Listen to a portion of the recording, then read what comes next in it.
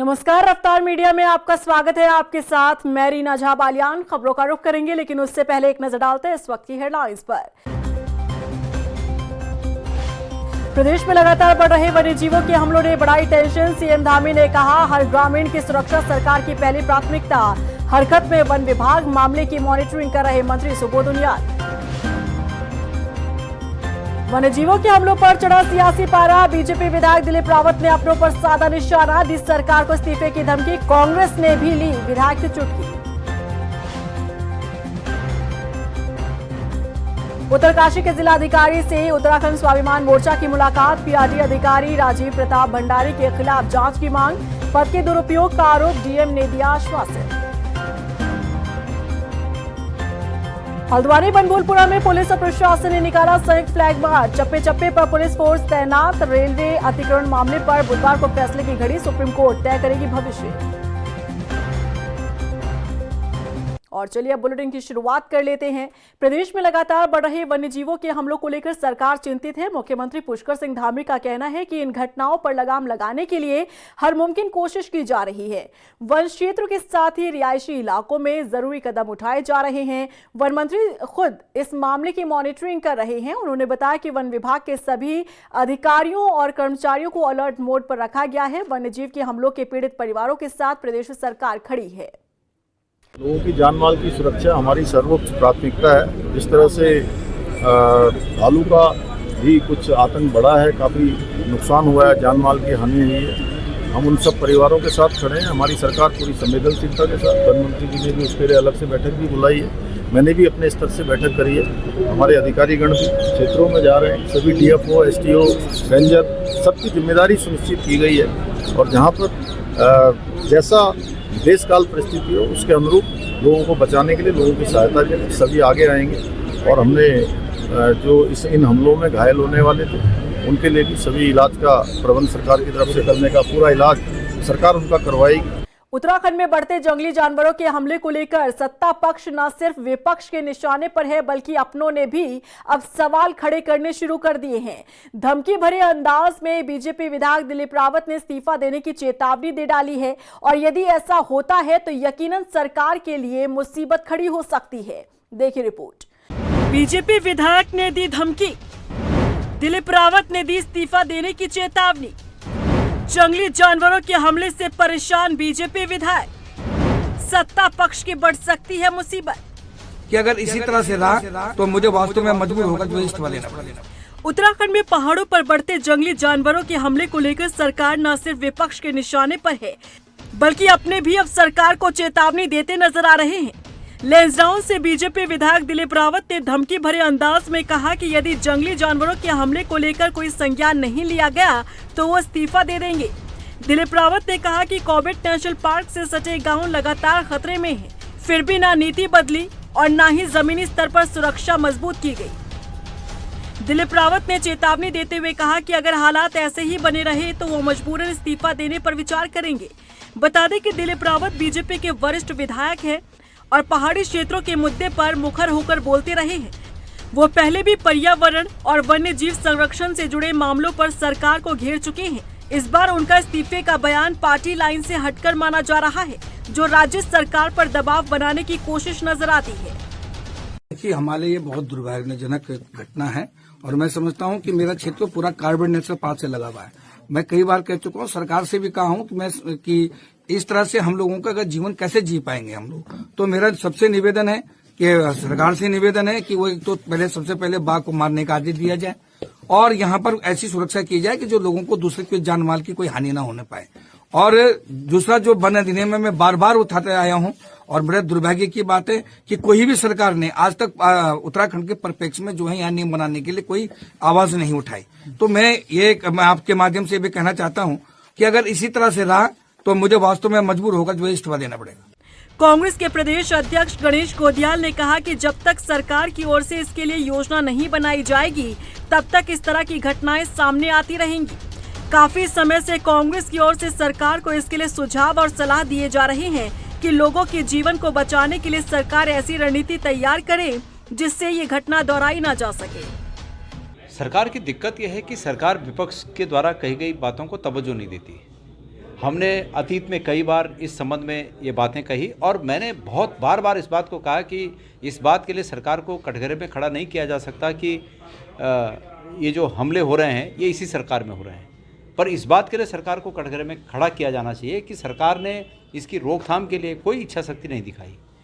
और आज सत्ता पक्ष के लोगों ने जो हमने कहा था उस बात को रिपीट किया है, तो इसका अर्थ यह है, और यहाँ ही नहीं रिपीट किया, संसद में तक सत्ता पक्ष के जो सांसद हैं उन्होंने इस बात को हमारे कहने के बाद उठाया।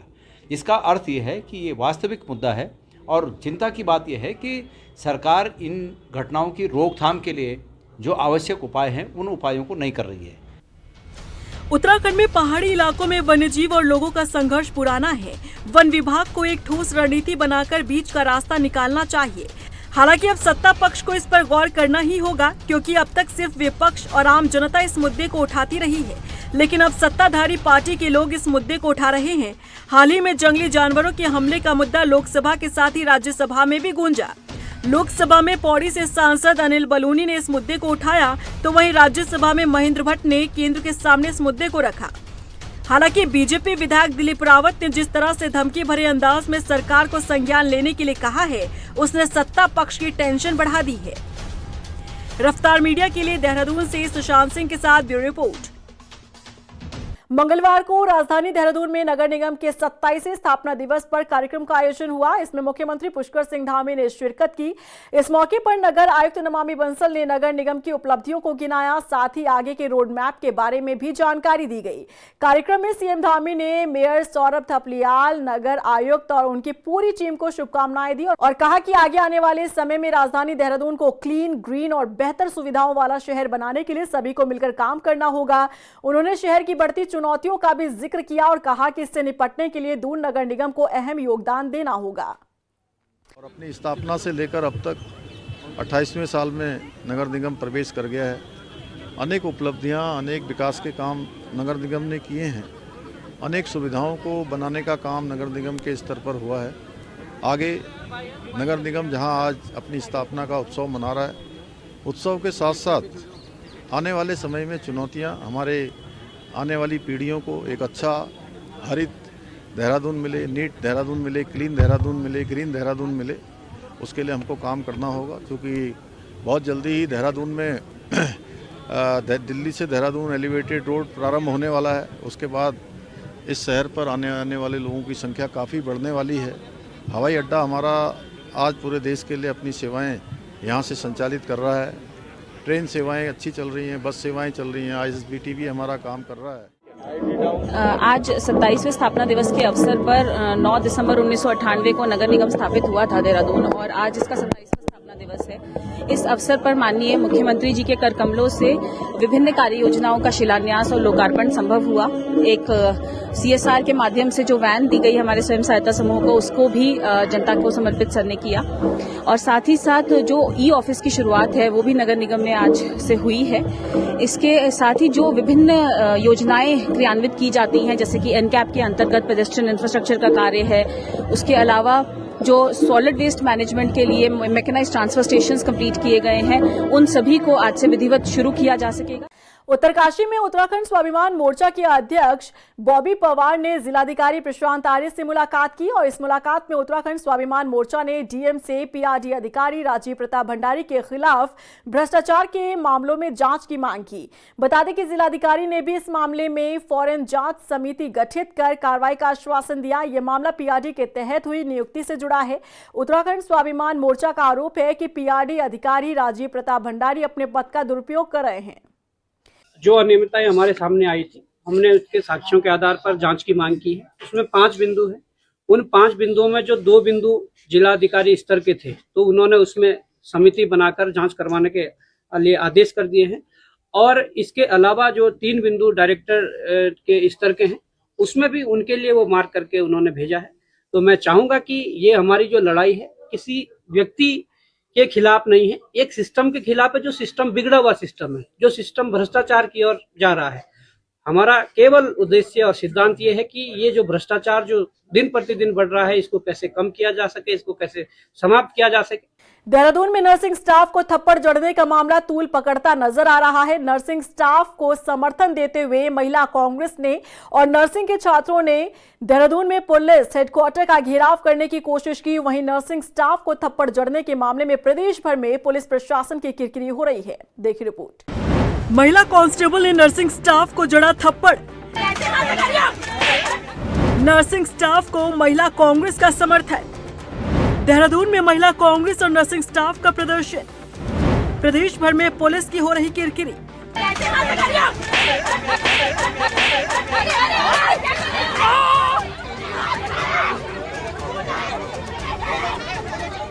अपनी मांगों को लेकर लंबे समय से धरने पर बैठे नर्सिंग स्टाफ ने बीते दिन सीएम आवास कूच किया। इस दौरान पुलिस और नर्सिंग स्टाफ के बीच नोकझोंक की तस्वीरें भी सामने आई।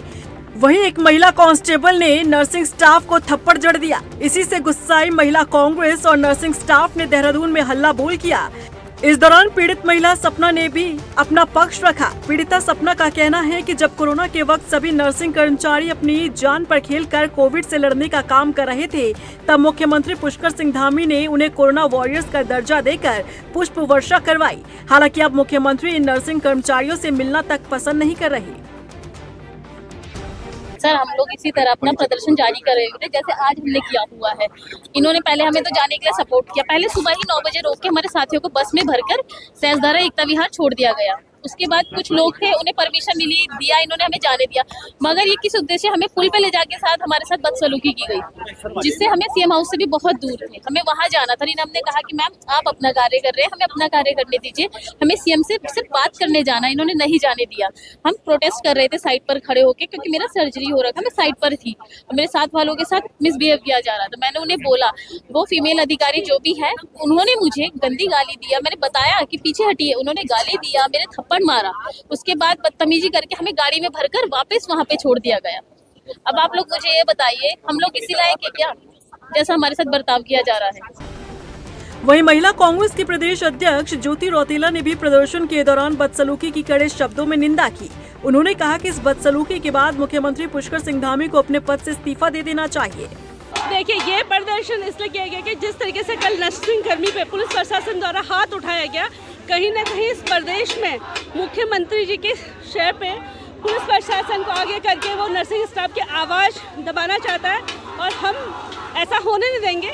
एक महिला कर्मचारी पे इस तरीके से जो जन सेवा में है, उनके ऊपर पुलिस प्रशासन द्वारा हाथ उठाना कहीं ना कहीं इस प्रदेश में सरकार की नाकामी को उजागर करता है। सरकार को मॉरल ग्राउंड पे पुष्कर सिंह धामी को इस्तीफा देना चाहिए कि उनके राज में एक महिला के साथ इस तरीके का। इस पूरे मामले की बीजेपी भी निंदा करती नजर आई। बीजेपी प्रदेश प्रवक्ता नवीन ठाकुर ने कहा कि जिस महिला कांस्टेबल ने थप्पड़ जड़ा, उस पर पुलिस कप्तान अजय सिंह ने कार्रवाई के निर्देश दिए हैं। उन्होंने कहा कि बीजेपी सरकार में इस तरह के प्रकरण और महिलाओं के अपमान कतई बर्दाश्त नहीं किए जाएंगे। देखिए, कल पुलिस कप्तान अजय सिंह जी ने उसकी जांच के आदेश दिए हैं, और जिस महिला कांस्टेबल द्वारा थप्पड़ मारा गया वो पीएससी की सेकंड वाहिनी की महिला है, और उनकी पलटन को भी जो है पत्र लिख दिया गया है, और उचित कार्रवाई उनके खिलाफ होगी। और उत्तराखंड में इस प्रकार की घटनाएं जो है भाजपा सरकार में कम से कम बर्दाश्त नहीं होंगी, और महिलाओं का अपमान भाजपा सरकार कहीं से कहीं तक भी सहन नहीं करेगी। नर्सिंग स्टाफ के साथ बदसलूकी के बाद ये मामला सियासी गलियारों में चर्चा का विषय बना हुआ है। बीजेपी और कांग्रेस दोनों ही पार्टियां नर्सिंग स्टाफ के साथ बदसलूकी की निंदा कर रही है। देखना होगा कि महिला पुलिस पर क्या कार्रवाई की जाती है और नर्सिंग स्टाफ की मांगों पर कब विचार किया जाता है। रफ्तार मीडिया के लिए देहरादून से सुशांत सिंह की रिपोर्ट। टनकपुर में राष्ट्रीय बाल एवं किशोर स्वास्थ्य कार्यक्रम के तहत एक दिवसीय सेमिनार का आयोजन हुआ। इसमें बच्चों और किशोरों के पोषण, मानसिक स्वास्थ्य, एनीमिया नियंत्रण और टीकाकरण और किशोर अवस्था से जुड़ी स्वास्थ्य संबंधित समस्याओं को लेकर जागरूकता फैलाई गई। इसके अलावा सरकार द्वारा चलाई जा रही स्वास्थ्य संबंधित योजनाओं के बारे में भी जानकारी दी गई। कार्यक्रम में शामिल हुए ECMO इंद्रजीत पांडे ने राष्ट्रीय स्वास्थ्य मिशन के लिए उठाए गए इस कदम की तारीफ की। आज यहाँ टनकपुर में RBSK और एवं RKSK की वर्कशॉप थी।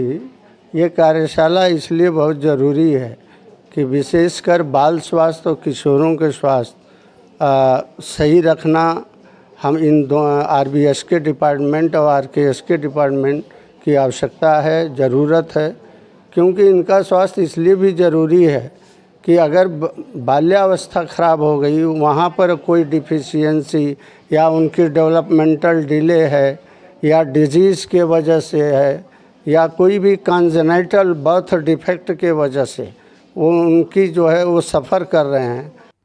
गदरपुर में मुख्य विकास अधिकारी दिवेश शासनी ने अधिकारियों की समीक्षा बैठक ली। बैठक में क्षेत्र में चल रहे विकास कार्यों के साथ ही ग्रामीणों की समस्याओं पर भी चर्चा की गई और अधिकारियों को जरूरी दिशा निर्देश दिए गए। बता दें कि बैठक में ग्राम पंचायत अलगदेवा में 11 करोड़ की लागत से बन रही सड़क पर फंसे पेच को लेकर भी मंथन हुआ। ग्राम प्रधान प्रदीप सिंह बत्रा ने अपनी समस्या को मुख्य विकास अधिकारी के सामने रखा। वहीं इस मौके पर मुख्य विकास अधिकारी ने कॉमन सर्विस सेंटर का भी शुभारंभ किया।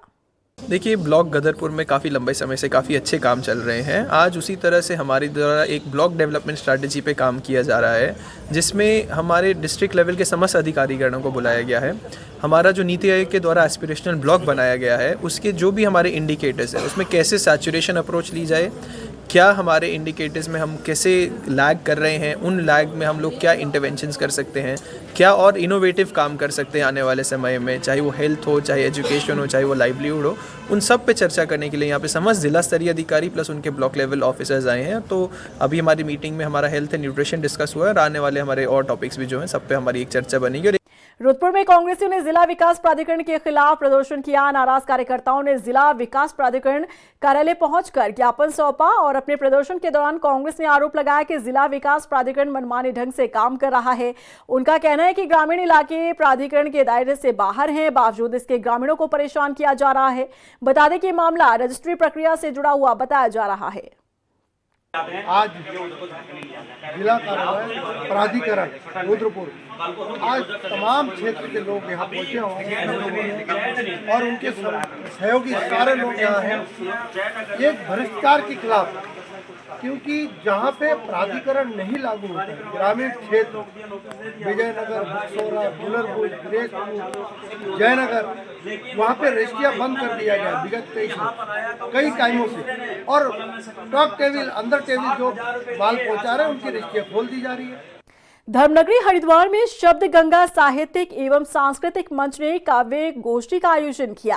इसमें स्थानीय लोगों के अलावा देहरादून, रुड़की और सहारनपुर से आए कवि और साहित्यकारों ने हिस्सा लिया। कार्यक्रम को वृहद काव्य गोष्ठी नाम दिया गया। गोष्ठी में सभी आमंत्रित कवियों ने गीत गजल को गाया और वहां मौजूद लोगों का मन मोह लिया। आखिर में समाज में विशिष्ट सेवा के लिए जाने जाने वाले चिकित्सक डॉक्टर मनीष कुमार, वरिष्ठ पत्रकार रविंद्रनाथ कौशिक और वरिष्ठ समाज सेवी जगदीश लाल पाहवा को अध्यक्ष और मुख्य अतिथि द्वारा सम्मानित किया गया।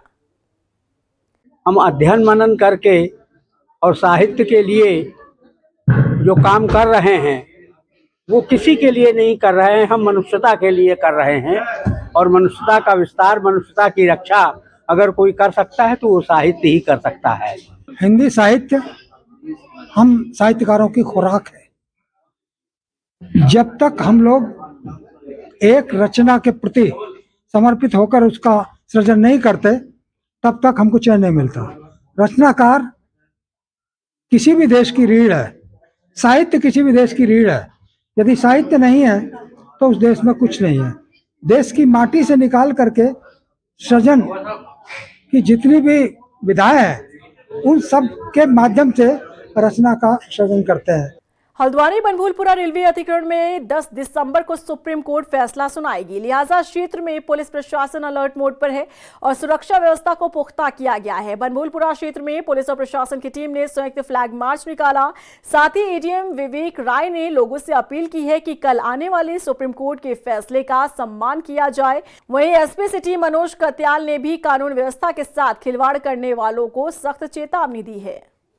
कल जो एक संभावित है कि माननीय उच्चतम न्यायालय में तिथि नियत है, तो उसको लेकर के लोगों के मन में किसी प्रकार की आशंका न हो, किसी के प्रकार का भय न हो, कोई संशय न हो, उसको लेकर के हम लोगों ने तैयारी की है। जैसा कि आप देख रहे हैं, हमारे एसपी सिटी साहब हैं, हमारे एडिशनल एसपी लाल कुआं हैं और हमारे सिटी मजिस्ट्रेट हैं, एसडीएम साहब हैं साथ ही साथ सभी सीओज हैं, इंस्पेक्टर, सब इंस्पेक्टर्स हैं, अच्छी संख्या में फोर्स लगा करके हम लोग लोगों के बीच में जा रहे हैं, जिससे कि उनको किसी प्रकार का संशय नहीं रहे, कानून का शासन कायम रहेगा और माननीय उच्चतम न्यायालय द्वारा जो मैंडेट दिया जाएगा उसका अक्षर से अनुपालन कराया जाएगा। बेसिकली सोशल मीडिया जो है बहुत ही इम्पोर्टेंट फैक्टर है आज की डेट में। उसकी मॉनिटरिंग के लिए हम लोगों ने स्पेशल टीम जो है बनाई है। इसमें 4 लोग हैं जो कॉन्टिन्यूस मॉनिटर कर रहे हैं और सोशल मीडिया में कोई भी बेसलेस यानी कि बेबुनियाद और भ्रामक और किसी को इकट्ठा करने के लिए और दिग्भ्रमित करने के लिए अगर कोई सूचनाएं चलाएगा तो उसके खिलाफ हम लोग कड़ी कार्रवाई करेंगे। और इसके अलावा जो पब्लिक है उसमें एक कॉन्फिडेंस लाने के लिए कि हम लोग बिल्कुल तैयार हैं और जो भी माननीय उच्चतम न्यायालय का निर्णय होगा उसका हम लोग 100% अनुपालन सुनिश्चित करेंगे। और इसी के साथ फिलहाल इस बुलेटिन में बस इतना ही, लेकिन चलते चलते एक नजर डालते हैं इस वक्त की हेडलाइंस पर। प्रदेश में लगातार बढ़ रहे वन्यजीवों के हमलों ने बढ़ाई टेंशन। सीएम धामी ने कहा हर ग्रामीण की सुरक्षा सरकार की पहली प्राथमिकता। हरकत में वन विभाग, मामले की मॉनिटरिंग कर रहे मंत्री सुबोध उनियाल। वन्यजीवों के हमलों पर चढ़ा सियासी पारा। बीजेपी विधायक दिलीप रावत ने अपनों पर साधा निशाना, दी सरकार को इस्तीफे की धमकी। कांग्रेस ने भी ली विधायक की चुटकी। उत्तरकाशी के जिलाधिकारी से उत्तराखंड स्वाभिमान मोर्चा की मुलाकात। पीआरडी अधिकारी राजीव प्रताप भंडारी के खिलाफ जांच की मांग। पद के दुरुपयोग का आरोप, डीएम ने दिया आश्वासन। हल्द्वानी बनभूलपुरा में पुलिस और प्रशासन ने निकाला संयुक्त फ्लैग मार्च। चप्पे चप्पे पर पुलिस फोर्स तैनात। रेलवे अतिक्रमण मामले पर बुधवार को फैसले की घड़ी, सुप्रीम कोर्ट तय करेगी भविष्य।